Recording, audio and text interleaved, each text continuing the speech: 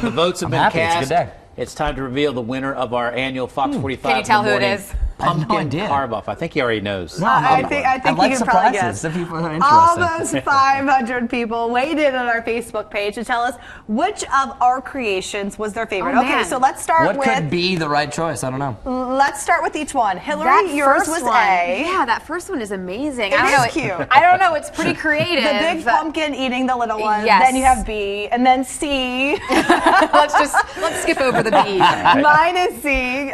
Very lame, I know. Actually, some people said that mine looked like Kiss because of the star. I heard on the that, eye. yeah. I was surprised. All right, Mike, I really liked yours. Thank you. I just kind of, went ad lib on it. I didn't know what I was going to come up with, but Yep. it Looks ended like up Wilson a from vomiting Castaway. pumpkin. Yeah, vomiting. A But vomiting the winner pumpkin. was B. We have to hand it to Chris that the creativity and the craftsmanship that was involved in making that. I just think Congratulations. I would people like like to swimming. thank the 3 pumpkins I used to make that beautiful creation. It was cute. Congratulations. Thank you. You are now the champion. Have a great day.